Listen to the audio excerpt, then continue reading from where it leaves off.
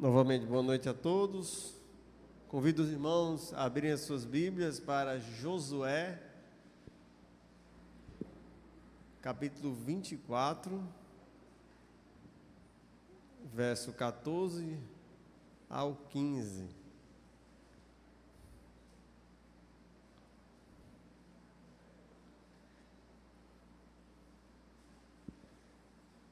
Josué 24, 14 ao 15.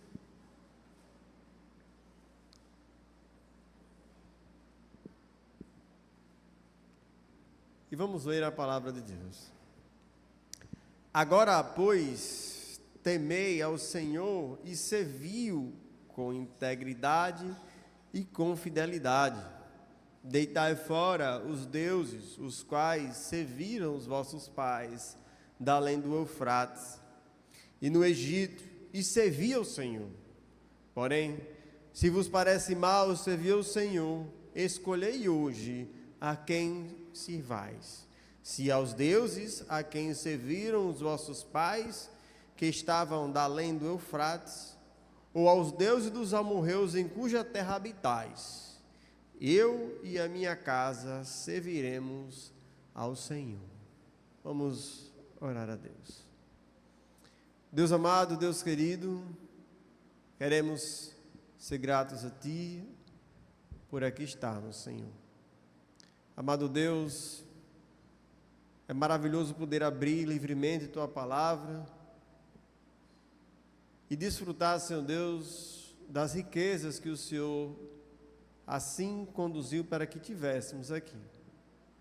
Amado Deus, nesse momento, pedimos que o Teu Espírito nos auxilie, amado Pai, diante das nossas limitações e fraquezas, para que, Senhor Deus, a Tua palavra possa entrar em nossos corações, também possamos ter a compreensão correta e, acima de tudo, Senhor, que ela transforme as nossas vidas, para que possamos praticar aquilo que estudaremos nesta noite.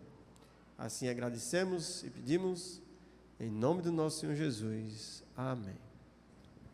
Meus irmãos, como hoje pela manhã vos falei, iríamos dar sequência sobre a importância do ensino e de nós trabalharmos em nosso lar, né? E hoje iremos ter como tema uma verdadeira teologia no lar.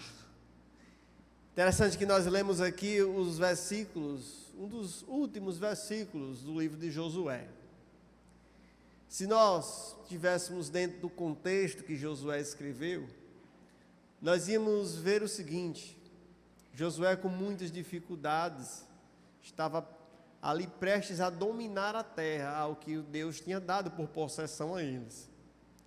Entretanto, Josué chama todos os anciãos de Israel e vai dizer: olha, lembrem do que Deus fez para tirar vocês lá do Egito. Lembre-se também de como vocês eram. Lembre-se de como a graça de Deus foi grande na vida de vocês. Vocês não fizeram nada. Deus estava conduzindo durante todo o caminho. Deus tirou vocês do Egito com mão forte. Tirou vocês da maior potência militar daquela época. E conduziu vocês, escravos e peregrinos, em um deserto, que era muito fácil vocês morrerem de fome ou serem consumidos pelo calor do deserto. Mas Deus protegeu a todos vocês, livrou de muitas coisas. Mas agora, eu quero que vocês saibam que vocês estão prestes a conquistar tudo aquilo que Deus prometeu a vocês. Mas é importante que vocês lembrem de algumas coisas e que vocês tomem decisão para onde vocês vão, para onde vocês direcionarão o coração de vocês e para onde vocês direcionarão a família de vocês. E é nesse contexto que tem um dos versículos mais conhecidos, né? Que a gente costuma dizer, né? Eu e minha casa serviremos ao Senhor. Aqui é um resultado de que do que Josué, da sua decisão em relação ao povo. Mas, meus irmãos, eu gostaria de fazer algumas reflexões nesses 2 versículos, para que nós possamos entender e praticar uma verdadeira teologia. Prestem atenção, uma das primeiras coisas que Josué faz para aquele povo é lembrar quem Deus é. E certamente, meus irmãos, uma família precisa ter uma ortodoxia completa. O que seria uma ortodoxia? Seria uma teologia. Para a sua família, meus irmãos, ter o que nós chamamos de sucesso, estou falando no conceito cristão da palavra sucesso, ou seja, ser bem-sucedida em louvar e engrandecer a Deus, ela precisa, antes de tudo, conhecer o Deus que ela diz que serve. Sproul diz o seguinte: o propósito da teologia não é satisfazer o nosso intelecto, e sim instruir nos caminhos de Deus, para que cresçamos até a maturidade e a plenitude de obediência a Ele. Esta é a razão porque nos encorajamos a conhecer teologia. E eu gostaria, meus irmãos, agora, dentro do versículo que nós vimos aqui, preste atenção como Josué começa. Abram aí as suas Bíblias, e vai estar aqui no slide também, mas ficam os versículos aí abertos. Josué começa dizendo assim: agora, pois, o quê? Temei ao Senhor. Josué começa fazendo uma declaração muito forte em relação a como deveria ser o relacionamento daquele povo com o seu Deus. A palavra temor, lá no original, tem vários sentidos, e todos esses sentidos apontam para um significado muito forte para nós. É reverenciar, é aclamar, é temer, é ter admiração, é também tremer, é também ter medo, é também ter pavor. Algumas pessoas erroneamente dizem que nós não devemos ter medo de Deus, né? Esse é um conceito errado. De fato, meus irmãos, nós devemos criar um temor reverente a Deus. Isso sim, devemos criar um temor reverente. Mas devemos sim temer a Deus no sentido de ter medo. Porque Deus, Ele é um ser de extremo poder. E que nós, meus irmãos, pobres criaturas, não podemos fazer nada diante deste Deus. Então, meus irmãos, imagine por que é que o mundo decide não acreditar em Deus. Certa vez eu perguntei a alguém, por que é que o mundo hoje é tão ateu? Sabe por quê, meus irmãos? O mundo é tão ateu?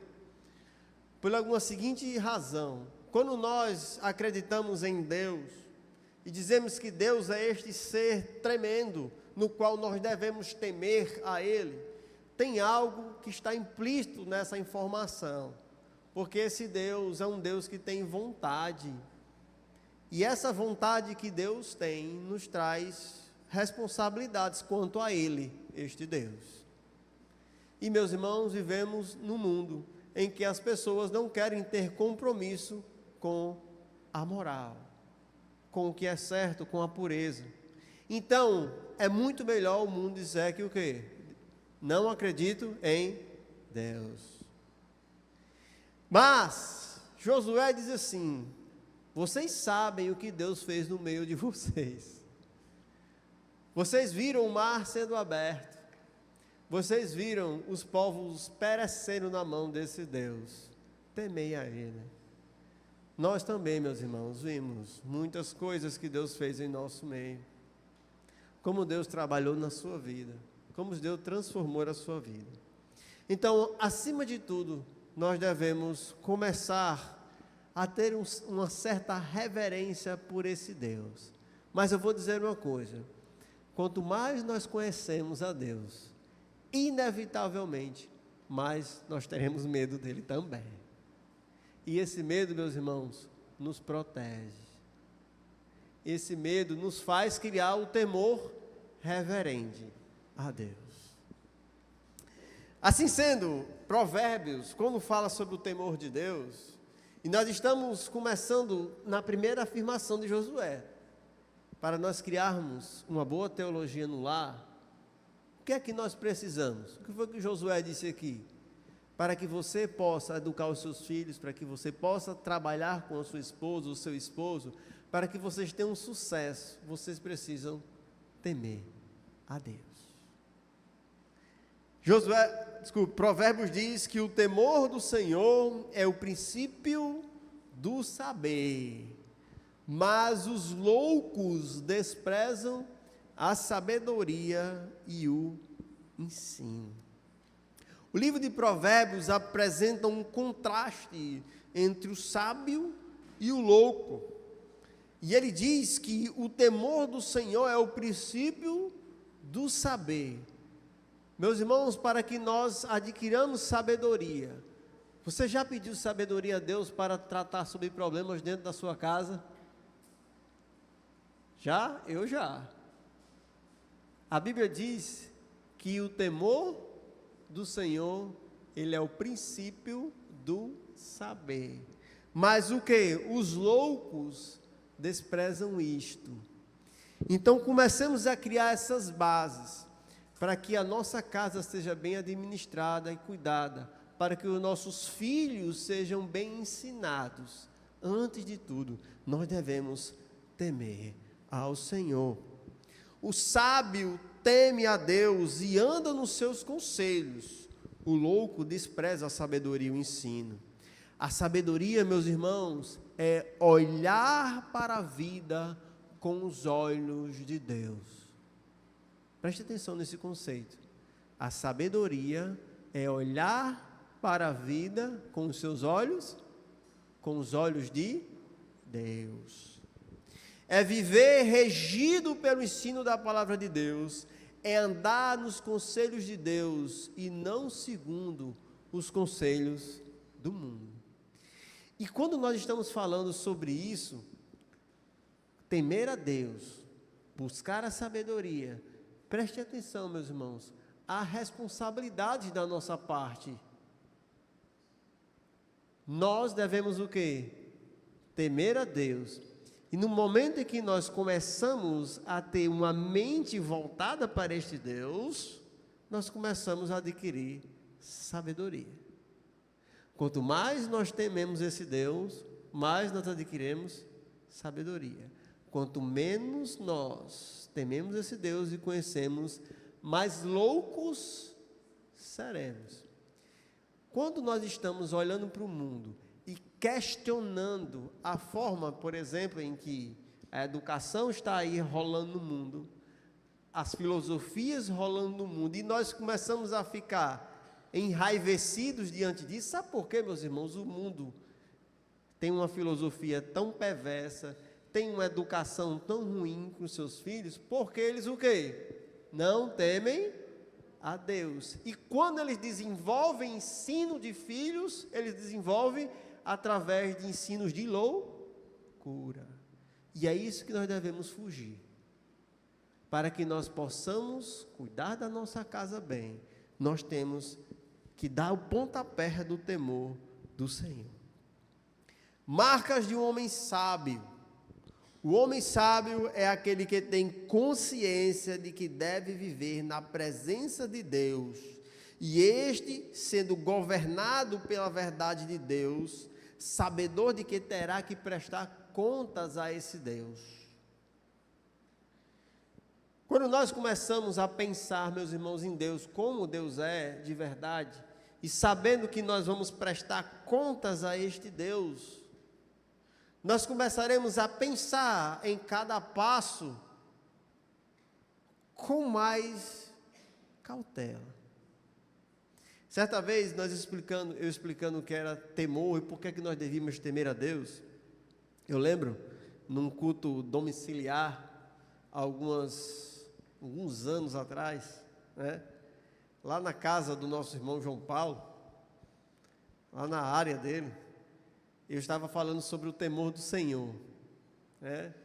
E eu disse assim, olha, eu vou dar uma ilustração para a gente entender por que é que nós precisamos temer a Deus.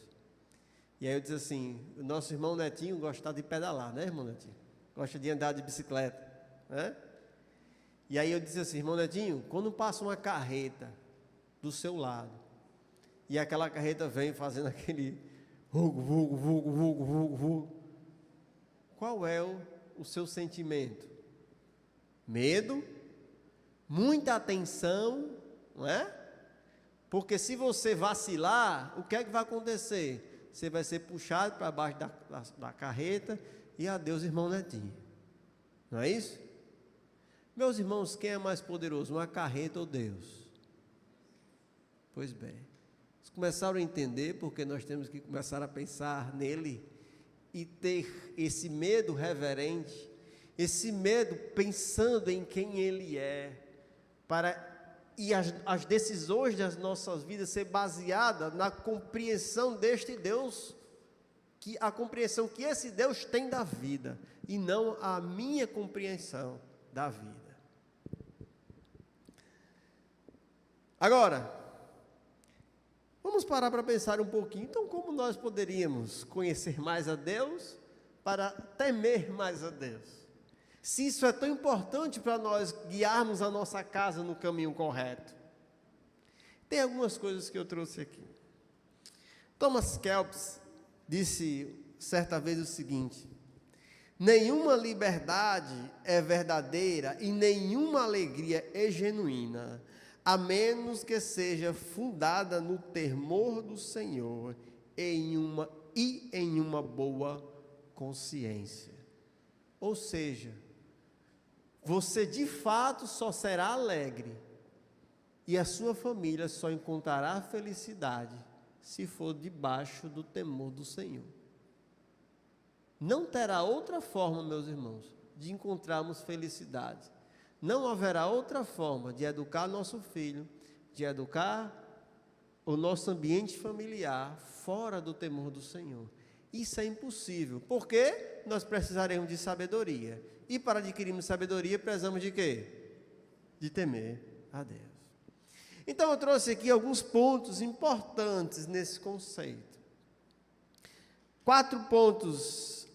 2 pontos importantes, e derivamos alguns outros a partir deles. 2 pontos importantes. O primeiro ponto importante que nós devemos ter sempre na nossa mente é que Deus é o nosso Criador. Sim, meus irmãos, parece ser simples o conceito, mas Deus é o nosso Criador. Mas não só o nosso Criador no sentido de você como indivíduo, mas foi Deus que criou a família. Foi Deus que instituiu o papel de pai. Foi Deus que instituiu o papel de mãe. Foi Deus que organizou a família do jeito que ela é. Então, quando nós estamos pensando em Deus Criador, às vezes pensamos só na ideia da criação, né? Como o indivíduo. Temos que acreditar sim em Deus, porque a própria criação testemunha a grandiosidade desse Deus. Mas quando estamos falando na perspectiva do nosso lar, temos que entender que quem é que sabe perfeitamente como sua família deve funcionar? Quem é que sabe? É Deus, porque foi Ele que criou a família.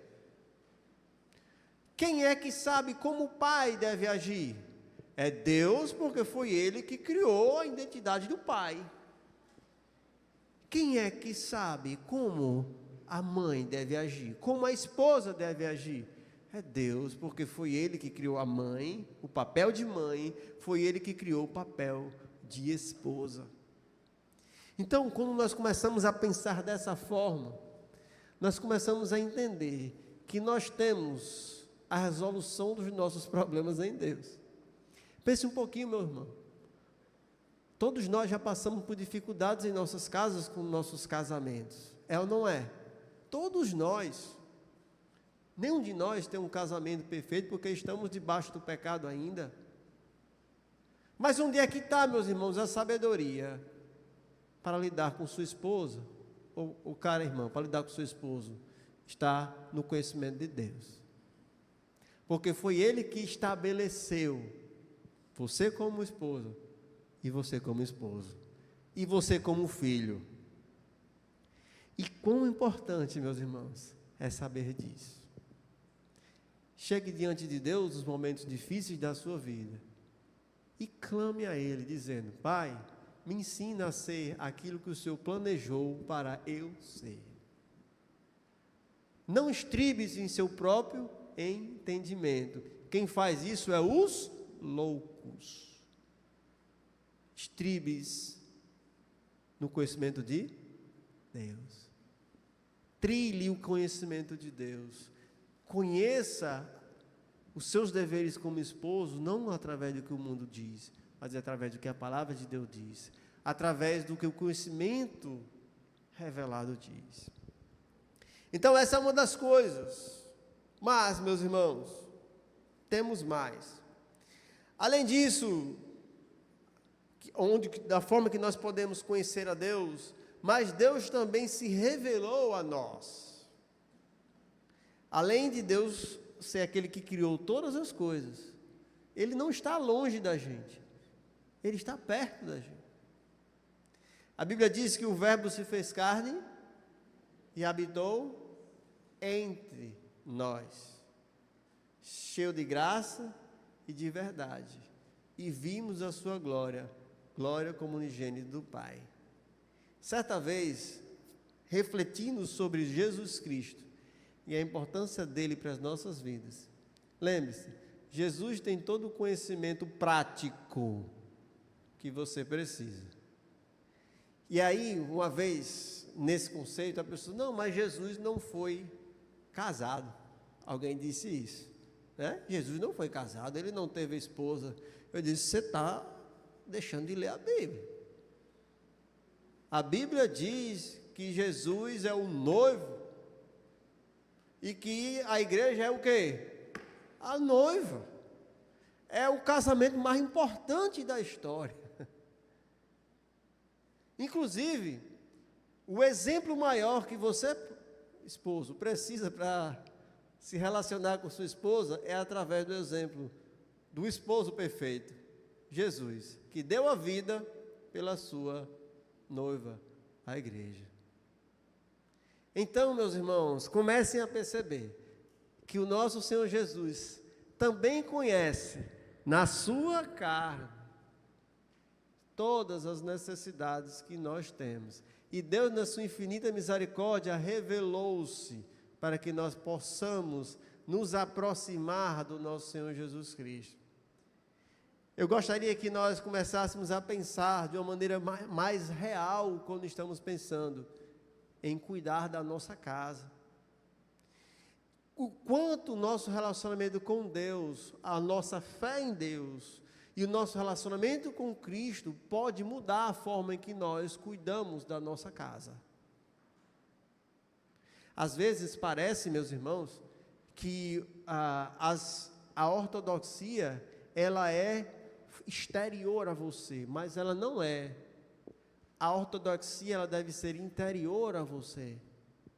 Ela deve estar no seu coração e na sua mente, porque ela faz parte daquilo que você diz que crê. Você diz e crê que Deus é um Criador. Você diz e crê que Jesus Cristo é o noivo e que a igreja é a noiva. Então, precisamos viver essa realidade.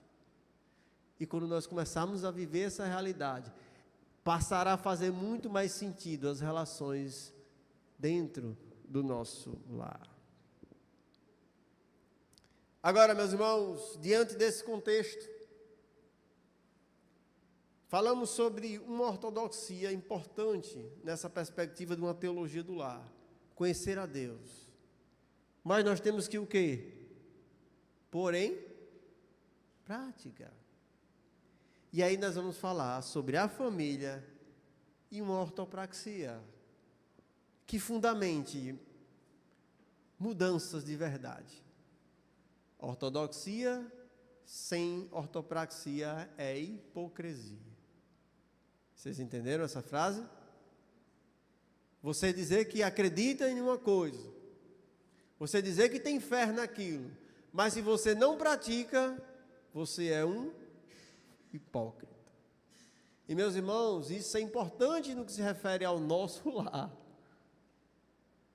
Porque se acreditamos que Deus é o Criador da nossa casa, e que Jesus Cristo é o Senhor da nossa família e do nosso casamento, temos que viver esta realidade. Preste atenção. Agora, Josué, ele vai tentar trazer para a mente daquelas pessoas que esse temor a Deus e que essa forma de enxergar a Deus de maneira prática tem que estar ancorada com algumas coisas da vida cotidiana. Preste atenção.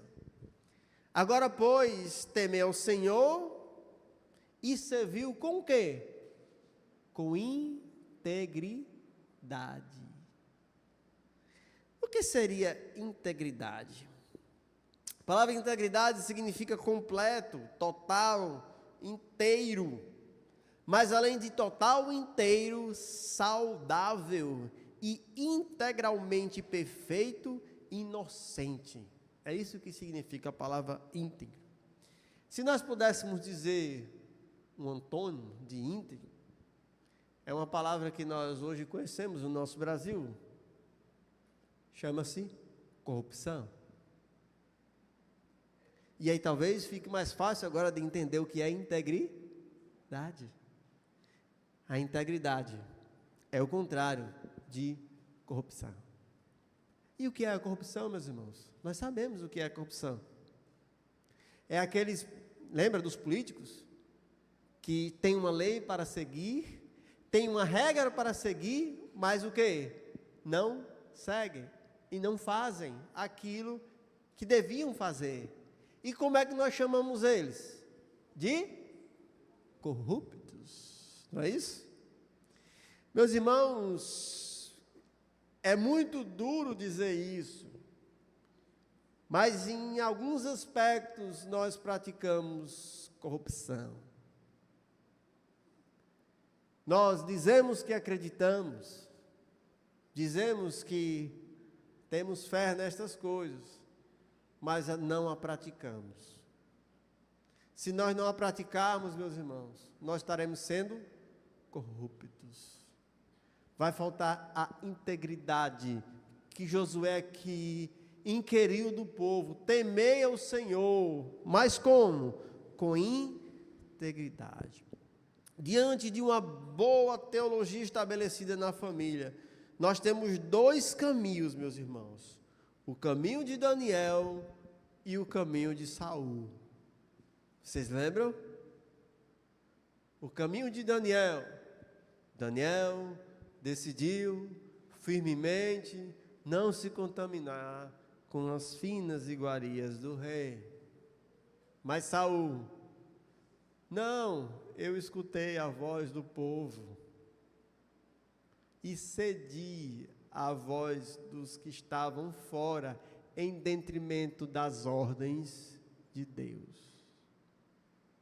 E são esses dois caminhos, caro pai, cara mãe, caro esposo, cara esposa, que nós podemos seguir na nossa casa. É o caminho da fidelidade, aliás, da integridade, ou o caminho da corrupção. Uma das marcas da corrupção, meus amados, é porque normalmente ela é feita escondida. É uma das marcas da corrupção. E nós devemos nos policiar nesse sentido. Quando os políticos roubam, eles não roubam para que as pessoas vejam.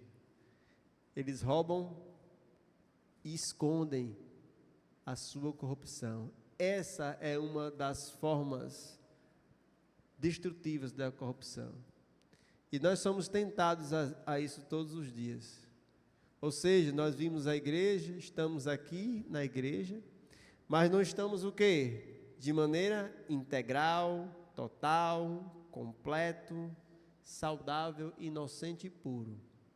Estamos aqui, porque está todo mundo vendo. Mas quando estamos lá na nossa casa, falta integridade. A integridade é aquela que vai fazer você fazer aquilo que você crê, quando ninguém está vendo você. Daniel, o exemplo de Daniel é muito bom nesse sentido. Daniel estava fora da sua casa, em outro país, em outra nação, inclusive a sua nação nem existia mais, né? Digamos assim. Mas Daniel foi íntegro diante de Deus. Agora, meus irmãos, existe uma marca da integridade. Do jeito que a marca da corrupção é fazer coisas em oculto, você sabe qual é a marca da integridade? Ninguém vê, mas ela perdura para sempre. Essa é a marca da integridade. A vida de Daniel mostra isso. Reinos se passaram e Daniel permaneceu. Passou o reino babilônico, caiu o reino babilônico, entrou os medos e persas. Mas quem continuou lá? O homem íntegro. Então, meus irmãos, a integridade, ela preserva o homem. Então, quando nós estamos falando sobre nossa família, a corrupção destruirá a nossa família. E a integridade preservará a nossa família. Nesse contexto, meus irmãos, João Calvino certa vez disse: não há nada que Deus abomine mais do que quando os homens se esforçam para disfarçar ou substituir a integridade de coração por sinais de aparência externa. Nesse contexto, precisamos desenvolver duas importantes coisas: uma vida com Deus completa e uma vida saudável com Deus. Por quê, meus irmãos? Romanos 11:36 diz o seguinte, preste atenção: uma vida completa com Deus. Romanos 11:36, convido os irmãos a abrirem. Abram aí, Romanos 11:36.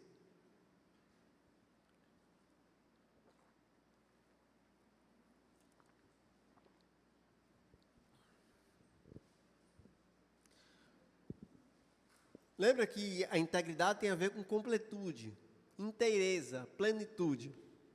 Romanos 11:36. Porque dele e por meio dele e para ele são todas as coisas. A ele, pois, a glória eternamente. Amém. A família deve entender que o principal objetivo dela existir é a glória de Deus. Nós temos que ensinar dentro da nossa casa que o objetivo dela existir é glorificar a Deus. Por quê? Todas as coisas foram feitas para a sua glória. E é todas as coisas, inclusive a nossa família. Mas acima de tudo, nós devemos viver de acordo com os fatos. Por que, meus irmãos, é tão importante vivermos de maneira íntegra? Porque fomos comprados pelo um alto preço. Fomos comprados pelo sangue precioso do Senhor Jesus. E é por isso que há uma responsabilidade muito grande da nossa parte e sermos fiéis ao Senhor, que é o próximo ponto. Veja, Josué, capítulo 24, versículo 14, veja só o que é que ele diz. Agora, pois, temei ao Senhor, como nós já vimos, serviu com integridade e com o quê? E com fidelidade. A integridade, meus irmãos, é a decisão de ser completo de Deus. Mas a fidelidade é de continuar sendo completo. é a permanência nisto. A vida, meus irmãos, pelo menos ao nosso olhar, ela é longa. A palavra fidelidade na Bíblia, ela é tratada com muito carinho. Todas as vezes que Deus vai falar sobre a sua relação com o povo, Ele usa essa palavra, chamada emet, que já ouviu falar. A palavra no hebraico, chamada emet. Existem duas palavras que geralmente andam juntas. É o hesed, que significa misericórdia, e emet, fidelidade. Essas duas palavras normalmente andam juntas. E quando nós lemos os salmos, geralmente nós vemos essas duas palavras juntas. Por que é que nós devemos ser fiéis, meus irmãos? Seria uma pergunta a se fazer. E o que seria fidelidade no conceito bíblico? O que seria fidelidade para você? Uma das melhores formas de nós entendermos fidelidade a Deus, ou a palavra fidelidade, é olhar você e sua esposa, não é? Imagine, meus irmãos, se não existisse fidelidade entre eu e a minha esposa, como seria esse relacionamento? Esse relacionamento seria extremamente prejudicado e provavelmente ele acabaria quando um dos dois perdesse a paciência. Não é isso? Assim, a fidelidade, ela é aquilo que é a ação de manter-se fiel à integridade. Por exemplo, a lei que nos uniu diz o quê? Me proíbe traí-la. Mas o que vai determinar? Qual é a atitude que determina que eu vou permanecer isso? A minha fidelidade à minha esposa. E realmente prometi. Se eu for íntegro, vou realmente fazer isso todos os dias da minha vida, de maneira completa. Mas a atitude de permanecer assim, para sempre, nós chamamos isso de fidelidade. A fidelidade é a qualidade que caracteriza aquele que persevera em atitude de obediência e de fé. A pessoa fiel é caracterizada pela fidelidade à aliança e em devoção a uma causa específica. E no nosso caso, meus irmãos, devemos ser fiel a Deus por quê? Alguém saberia dizer? Sabe por quê? Porque Ele é o exemplo maior de fidelidade para nós. Meus irmãos, Deus é o exemplo maior de fidelidade para nós. Deus nunca nos trairá. Nunca nos trairá. E é por essa razão que a nossa motivação à fidelidade tem que ser ativa e presente em nossos corações. Pensem um pouquinho. Meu Deus nunca me trairá. Isso deve, meus irmãos, estremecer o nosso coração em relação à minha fidelidade a Ele. Porque no momento, meus irmãos, que nós começarmos a desenvolver fidelidade a Deus, isso transformará a nossa casa. A fidelidade a Deus transformará as relações da nossa casa. Porque a nossa casa não vive um momento só. A nossa casa vive muitos momentos durante a vida. Momentos difíceis, de dificuldade, de provas. Mas a sua fidelidade a Deus transformará a sua casa. Porque dará a você condição de relacionar-se com esse Deus de maneira perfeita. Agora, terceiro ponto, vamos avançar um pouquinho. Josué diz assim, versículo 24, não sei se Julinho, isso, obrigado, é aí mesmo. Estou vendo aqui a hora e vendo que a hora avançou um bocado e agora vou ter que correr um pouco, mas vamos lá. Josué capítulo 24, versículo 14.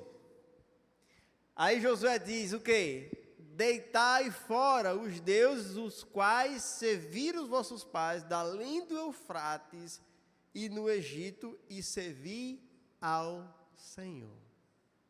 Então, meus irmãos, Josué começa a convocar aquele povo a uma verdadeira adoração. E é nesse ponto que eu gostaria de tecer aqui as palavras de Jonathan Edwards. Se o homem não der o seu maior respeito ao Deus que criou, haverá algo mais que terá posse de seu respeito. Os homens vão adorar o Deus verdadeiro ou algum ídolo. É impossível que seja de outra forma. Algo terá o coração do homem, e aquilo a que um homem dá o seu coração, isso pode ser chamado de seu Deus. Pensem um pouquinho, meus irmãos. Deus, Ele é tão grande, e Ele é tão grande que Ele não divide espaço com outro. Deus não divide espaço com outro. E eu gostaria de fazer nós refletirmos nesse ponto, e ele é muito importante. Meus irmãos, a Bíblia condena demais a idolatria, é ou não é? Durante quase toda a Bíblia, de Gênesis a Apocalipse, tem um assunto que perdura quase toda a Bíblia, é a reprovação de Deus contra a idolatria. A frase de Jonathan Edwards é muito forte. Ela diz: ou o homem terá Deus como Deus, ou ele terá outro Deus. Durante o tempo que Elias viveu exortando o povo de Judá, tem uma frase que marca a vida de Elias nesse sentido. Ele diz assim: então Elias se chegou ao povo e disse: até quando cocheareis entre dois pensamentos? Se o Senhor é Deus, seguiu; se é Baal, seguiu. Meus irmãos, Deus condena meio termo. Ou nós servimos a Deus, ou nós não servimos. Jesus disse o quê? Quem não é por mim, é contra mim. Quem não ajunta comigo, espalha. Lá em Apocalipse diz o quê? Quem dera se fosse frio ou se fosse quente. Você é morno. Estou prestes a o quê? A vomitar da minha boca. Meus irmãos, devemos entender que a nossa família ou vai servir a Deus, ou vai servir a ídolos. E agora, meus irmãos, temos muitas preocupações aqui nesse sentido. Veja que Josué diz: deitai fora os deuses, os quais o quê? Serviram. Certa vez João Calvino disse que a mente do homem é uma forja de ídolos. E aí você podia dizer: mas pastor, hoje nós não temos mais os ídolos de gesso, de madeira, ou de pedra. Meus irmãos, talvez nós tenhamos muito mais ídolos do que no tempo passado. Hoje nós temos muitos líderes do lar, ou deuses do lar. Trabalho, casa, estudos, os jovens, jogos, até mesmo progresso financeiro. até mesmo a aparência. Todas essas coisas, meus irmãos, podem ser o ídolo do seu coração e da sua casa. E veja, não há lugar para dois. E é isso que eu queria que os irmãos refletissem. Não há lugar para dois. Se você der mais lugar para a sua aparência, Deus não quer dividir esse lugar. Porque Ele é um Deus zeloso. Se você der mais lugar para o seu trabalho, Ele não vai dividir o lugar. Deus tem que ser a coisa principal na sua vida. Se Deus for a coisa principal, meus irmãos, na nossa vida e na nossa família, haverá de verdade progresso. E nós temos um desafio muito grande de tirar os deuses da nossa casa. Nós estamos repletos de deuses na nossa casa, repletos, muitos, que estão tomando a nossa atenção, o nosso tempo, o nosso dinheiro, o nosso suor, o nosso esforço, em vez de nós estarmos colocando este esforço para o progresso do reino de Deus aqui na terra. E é nesse contexto que Josué começa a indagar o povo. Vocês querem servir a estes? Tire esses deuses. Que no caso lá era dos amorreus. Meus irmãos, tire esses deuses da sua casa. Tire esses deuses da sua vida. Tire esses deuses do seu coração. Enquanto esses deuses estiverem aí, Deus não repartirá lugar com eles. Às vezes não entendemos porque nossa casa está sofrendo por dificuldades. Às vezes não entendemos porque as coisas não andam bem. Porque existem deuses tomando lugar de Deus.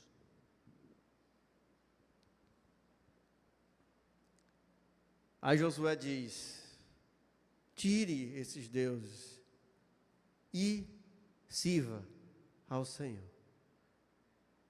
O que devemos, meus irmãos, colocar depois que tirarmos os deuses? Atitudes de adoração.